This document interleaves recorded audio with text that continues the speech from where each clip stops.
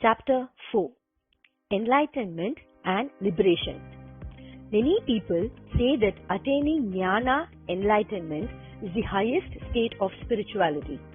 In one way it is correct, but in another way it is incorrect. In spirituality, the highest state is mukti, moksha, liberation. Jnana, enlightenment, is only the path, but our destination is mukti, liberation. Some people combine both enlightenment and liberation as one. This causes unnecessary confusion. In fact, there is no state such as enlightenment, but there exists a state called mukti. Suppose we are traveling in a car to Chennai, a city in India. On the way, at one junction, the road diverges into two directions. One road leads to north and the other leads to south. We do not know which road to choose to reach Chennai, the one leading to north or the one leading to south. We inquire a person standing there. He guides us to select the road that goes to the north. This is only an information. By using this information, we reach Chennai. Information is not the destination. By using the information, we reach our destination. Enlightenment is also like an information like this. It is only an intellectual information. By using this information, we reach our destination called liberation. There exists a state called mukti, but there is no state called enlightenment. It is only an information. We can say that Chennai is a city. But can we consider an information saying, take the road that goes in the northern direction to Chennai as a city? Can we consider that this message itself is Chennai? No, we can only mention that it is a message. Information is only an intellectual message. It is not an experience. Only if we reach Chennai, we can see and experience Chennai. We cannot experience Chennai with the information of how to reach Chennai. Mukti is a true state. It is a lively state. But enlightenment is not a state. It is an information only. Enlightenment is an information and a message recording the do's and don'ts of attaining liberation. Some people mistakenly call the state of liberation as enlightenment. So, they consider enlightenment as a state of experience. Enlightenment and liberation are entirely different. They are not able to distinguish between the two and understand this truth. Unless we understand that enlightenment is different from liberation, we may never understand enlightenment and we may never attain liberation. Of course, there is a justifiable reason behind the confusion of considering enlightenment and liberation as one and the same without properly distinguishing the difference between the two. We have seen that an information on the road leading to north would take you to Chennai and hence you should not go towards south is just an understanding. Using this information and by traveling towards north, we reach Chennai. This kind of information is called as enlightenment. Is enlightenment also an information like this? Should one attain liberation using an information like this? The information and the examples that we know help us to reach Chennai. But the reality seems to be different. We do not need to travel to attain liberation. No effort is required for that. There is no doubt that liberation is the highest level of spirituality. The goal of our human life is to attain liberation. There is no doubt in this too. But liberation is not a state to be attained. The state in which we exist itself is a state of liberation. Our natural state itself is liberation. What is liberated state? The innocent and childlike state of our mind is the state of liberation. We have already seen the behavior of the children. Have you seen how a 2 or 3 years old child behaves? The child expresses its emotions freely. The child expresses happiness, fear, and anger. But does it ever feel guilty of such an expressed emotion? The child never considers any of its emotions as wrong ones, nor does it consider any of its emotions as superior ones. Does the child have intellect? Just because the child is not feeling guilty, does it mean that it doesn't have intellect? Yes, it has intelligence. By using its intellect, it recognizes its parents. Whatever the child needs, it asks the parents alone. The child keeps itself away from strangers other than parents. A child also applies its intellect for its action. It doesn't fight against maintaining its emotions. As we intellectually keep growing, we start contradicting and struggling against our emotions.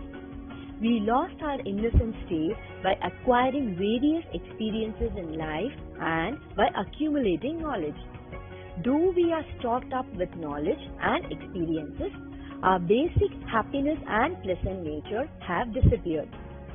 Without losing knowledge and experience, can we get back our natural innocent state of mind?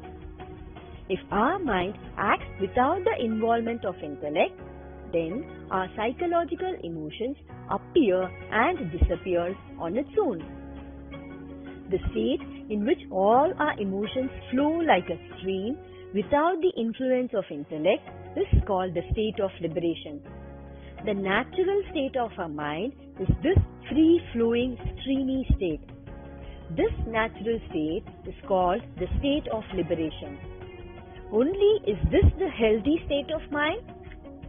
If our mind acts in a healthy state, then it means that it is acting in a state of liberation. We know about our tongue. We experience 6 different kinds of tastes through our tongue. The experience that the food creates in our tongue is called as taste. If we eat a sweet, the quality of the sweet creates a reaction in our tongue. It is this reaction that is called as taste or sweetness. Once the food that we ate crosses the tongue and enters the stomach, the taste also disappears. When we eat a sweet, we experience the sweetness in our tongue. Then it disappears. If our tongue is unable to let the sweet taste go, what does it mean? It means that our tongue is not in order. It means that the tongue has lost its health. Like this, our human body has 5 sense organs. Sound is perceived through our ears. We see through our eyes. We breathe through our nose. Taste is perceived through the tongue. Touch is sensed through the skin. Our sense organs reflect the contact it has with them as sensory perception. When we hear a noise, for that particular moment, it is reflected as sound in our ears. It ends there. When we see a lightning, it appears to our eyes as lightning for that particular moment and then it disappears. Like this, all our sense organs express their reflections for a moment and they get detached even from that reflection. A mirror reflects the image of an object that is placed in front of it. If new scenes or persons appear in front of it, the mirror too reflects new images. It doesn't retain any image in itself. Our sensory organs also function like this mirror. The experiences that are reflected in our sensory organs also befall and disappear every moment. No particular taste is retained in our tongue for more than a moment. No particular scene is retained in our eyes for more than a second. No particular sound is retained in our ears for more than a second. The moment it retains, it indicates the failure of that particular sense organ. Only when all our sensory organs function like a mirror are they in their natural and healthy state. The mirror has a unique way of functioning. That is, they reflect and they don't retain any images. It is the mirror's natural state. All our sense organs do function in a similar way. It is the natural state of our sense organs. Apart from the 5 sense organs, we have our mind, which is our 6th sense organ. All our 5 sense organs function as jnanendriyas. They don't play the role of karmendriyas. What is the concept of jnanendriya and karmendriya? The aspect of jnanendriya is nothing but the aspect of intellect and sensory perceptions like touching, sensing heat and chillness, seeing, hearing, tasting, smelling, etc. Karmendriya aspect is different. Tasting through our tongue is a jnanendriya aspect. We speak through our mouth and it is not a sensory function. It is karma, action. This is karmendriya aspect. Speech through mouth, actions of the hands and legs, excretion and reproduction, these are all karmendriya aspects. Our 5 sense organs play the role of jnanendriya, but our mind adapts both the aspects of jnanendriya and karmendriya. Depending on the external situations that we encounter, emotions such as joy, sorrow, like, dislike, fear and anger arise in our mind on its own. They arise as a reaction to an external situation. These involuntary spontaneous emotions that come about in our mind without even our knowledge are the jnanendriya aspects. Their nature is that they appear and disappear on its own. In our sense organs, sensory perceptions get reflected and disappear. Similarly, in our mind also, all the emotions get reflected and disappear. This is the jnanendriya aspect of our mind. When our mind functions in the jnanendriya aspect, it should be considered as one among our sense organs. When does our mind, which functions in the jnanendriya aspect, start functioning in the karmendriya aspect? Our mind takes the role of the intellect and manages all the activities. If we want to eat, it triggers our legs to walk towards the dining room. It triggers our hands and the mouth to eat the food. Let us assume that we are driving a car. What does happen here? Our eyes reflect the images that appear before us on the road.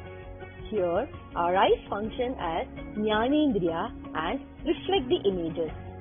We listen to the sounds across the road through our ears. Here too, our ears function as jnanendriya and reflect the sounds. Our mind receives all the information, decides on how we should be driving on the road, and then operates our hands and legs. When our mind thinks, takes decisions and operates concerned parts of our body, it functions as karmendriya. The mind which thinks and operates exists as karmendriya aspect. The mind which functions as the karmendriya operates the karmendriyas like mouth to speak, hands, legs, etc. All the karmendriyas function by following the orders of our mind. Our heart functions, our lungs function, many other internal organs function. They are not called as karmendriyas. Those organs which accept and execute the commands of our mind alone are called as karmendriyas. Without the help of our mind, our mouth does not speak, our hands and legs do not do anything. Do we require the command of our mind for the functioning of jnanendriyas like hearing, seeing, tasting, smelling and touch sensing? Without the instruction of our mind, all our jnanendriyas reflect whatever they come across. What will happen if our mind gives instructions involving in the functioning of our jnanendriyas, the sense organs? We have seen that all our sense organs are jnanendriyas. We taste the food. Our tongue acts as jnanendriya and reflects the taste of the food. What will happen if our mind also involves in this function? When our mind connects itself with the taste that our tongue reflects, we intellectually understand what we eat. We intellectually understand whether we taste a fruit or milk. It is the function of our mind that makes us understand the taste that we experience. We have seen that our mind functions in two forms, Karmendriya as well as Jnanendriya.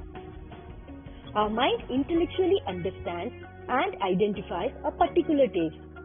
What should we consider this understanding of our mind as? Has it functioned like Jnanendriya or has it functioned like Karmendriya? Intellectually understanding something is the Jnanendriya aspect of our mind. Knowing and feeling are all Jnanendriya aspects only. This is how the Jnanendriya aspect of our mind functions on the Jnanendriyas, which exist as our sense organs. Is it possible for the Karmendriya aspect of our mind to act upon the sensory Jnanendriya aspects?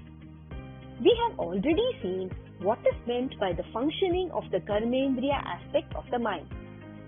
While driving a car, it is the Karmendriya aspect of our mind that manages various actions such as steering and changing gears by using our hands, handling the clutch and accelerator by using our legs, etc.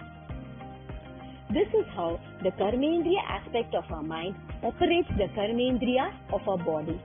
Like this, what will happen if the Karmendriya aspect of our mind connects with the Jnanendriya aspect of the sense organs and operates them?